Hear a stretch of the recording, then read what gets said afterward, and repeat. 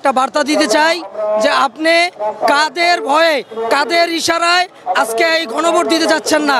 আপনি বলছেন যে গণভোট দিবেন, দিয়ে আজকে কেন আপনি গণভোট দিচ্ছেন না? আর ইসলামী আন্দোলন বাংলাদেশ সহকারে জামাত ইসলাম সহকারে ইসলামী সমস্ত দল আজকে এক হয়েছে। আজকে ইসলামী বিপ্লবের মাধ্যমে আপনাকে ডক্টর প্রধান উপদেষ্টা সাহেব ডক্টর ইউনূস সাহেব আপনাকে জানিয়ে দিতে চাই, আপনি এইভাবে একটি দুইটি দলের কথায় আপনি আমাদের এইভাবে হতাশা না করে এই প্রশ্নের জবাব কিন্তু আমাদের আজকের এই কর্মসূচির মধ্যেই আছে। এই কর্মসূচি বাস্তবায়ন হলে ইনশাল্লাহ সব কিছু সুন্দর হবে এবং ভোটও নিরপেক্ষ এবং নির্বাচন হবে ইনশাল্লাহ।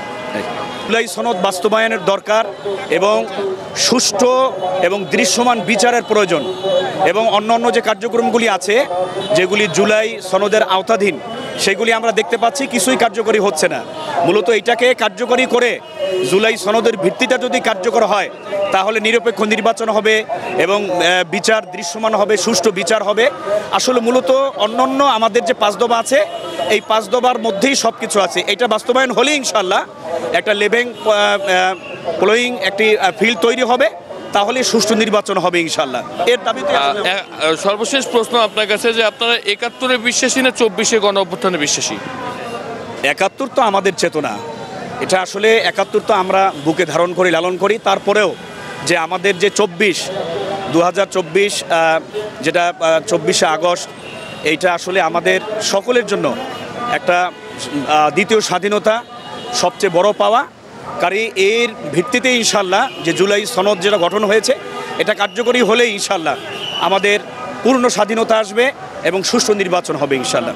সমান বিচার এবং পাশাপাশি সংস্কার এগুলি যদি সুন্দরভাবে সম্পন্ন হয় তাহলে একটা অবাধ সুষ্ঠু নিরপেক্ষ নির্বাচন হবে এবং আমরা 71-এর কাঙ্ক্ষিত ফলাফলটা আমরা পেয়ে যাব।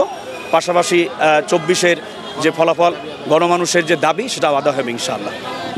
এবারে নির্বাচন সুষ্ঠু, শুধু আত্মঘাতী নয়, জুলাই সনদের আইনগত ভিত্তি নিশ্চিত যদি তারা করতে না পারেন তাহলে অন্তর্বর্তীকালীন সরকারের এটি হবে আত্মহত্যার শামিল। সুতরাং আগামী দিনে আমরা আর কোনো ফ্যাসিবাদ দেখতে চাই না, আমরা কোনো ফ্যাসিস্ট দেখতে চাই না, আগামী দিনে কোনো ব্যর্থ রাষ্ট্র দেখতে চাই না, আগামী দিনে আমরা কোনো দলীয় সংবিধান দেখতে চাই না। এই জন্য বিপর্যস্ত ব্যর্থ রাষ্ট্রের কাঠামোগুলোকে সংস্কারের প্রস্তাব জুলাই সনদে দেওয়া হয়েছে। এই জন্যই সংবিধান সংশোধন করে আগামী দিনে কোন ফ্যাসিস্ট যেন মাথা উঁচু করে দাঁড়াতে না পারে সেই জন্য সকল পথ বন্ধ করে দেওয়া হয়েছে। সুতরাং জুলাই সনদ আগামী দিনের নতুন বাংলাদেশ প্রতিষ্ঠার জন্য একটা ভিত্তি। জুলাই সনদের আইনগত ভিত্তি দেওয়ার পরেই আমরা জুলাই সনদের ভিত্তিতে জাতীয় নির্বাচন চাই।